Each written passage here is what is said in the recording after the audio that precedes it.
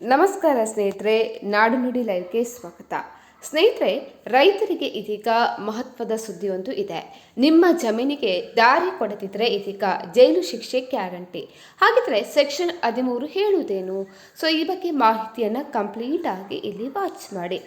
ನಿಮ್ಮ ಜಮೀನಿಗೆ ಹೋಗಲು ಪಕ್ಕದ ಮನೆಯವರು ದಾರಿ ಬಿಡ್ತಾ ಇಲ್ಲ, ಅಥವಾ ನಿಮ್ಮ ಹೊಲಕ್ಕೆ ಹೋಗಲು ಯಾವುದೇ ದಾರಿ ಇಲ್ಲದೆ ಕೃಷಿ ಮಾಡುವುದು ಅಸಾಧ್ಯ ಆಗಿದೆಯಾ?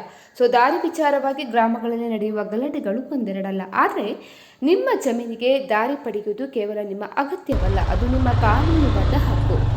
ಯಾರೋ ಒಬ್ಬರು ದಾರಿ ತಡೆದರು ಅನ್ನೋ ಮಾತಕ್ಕೆ ನೀವು ಸುಮ್ಮನೆ ಕೂರಬೇಕಾಗಿಲ್ಲ. ಜಮೀನಿಗೆ ದಾರಿ ಇಲ್ಲದಿದ್ದರೆ ಅದನ್ನು ಪಡೆದುಕೊಳ್ಳಲು ನಮ್ಮ ಸಂವಿಧಾನದಲ್ಲಿ ಮತ್ತು ಕಾನೂನಿನಲ್ಲಿ ಬಲವಾದ ದಾರಿಗಳಿವೆ. ಹಾಗಿದ್ರೆ ಏನು? ಭಾರತೀಯ ಕಾನೂನಿನ ಪ್ರಕಾರ ಅಂದರೆ ಇಂಡಿಯನ್ ಅಸೆಸ್ಮೆಂಟ್ ಆ್ಯಕ್ಟ್ 1982 ಅಡಿಯಲ್ಲಿ ಪ್ರತಿ ರೈತನಿಗೂ ಅತ್ಯವಶ್ಯಕ ಮಾರ್ಗ ಹಕ್ಕು ನೀಡಲಾಗಿದೆ. ವಿಶೇಷವಾಗಿ ಈ ಕಾಯ್ದೆಯು ಸೆಕ್ಷನ್ 13 ಏನು ಹೇಳುತ್ತೆ ಅಂದರೆ, ನಿಮ್ಮ ಜಮೀನಿಗೆ ಹೋಗಲು ಬೇರೆ ಯಾವುದೇ ಪರ್ಯಾಯ ದಾರಿ ಇಲ್ಲ ಅಂತ ಹೇಳಿ ಸಾಬೀತಾದರೆ ನಿಮ್ಮ ಪಕ್ಕದ ಜಮೀನಿನ ಮಾಲೀಕರು ಕಾನೂನುಬದ್ಧವಾಗಿ ನಿಮಗೆ ದಾರಿ ಬಿಟ್ಟು ಕೊಡಲೇಬೇಕು. ಕೃಷಿ ಚಟುವಟಿಕೆ, ನೀರಾವರಿ ಮತ್ತು ಬೆಳೆ ಸಾಗಾಣಿಕೆಗಾಗಿ ದಾರಿ ಇರುವುದು ಅತ್ಯಗತ್ಯ ಅಂತ ಹೇಳಿ ಕಾನೂನು ಕೂಡ ಪರಿಗಣಿಸುತ್ತೆ.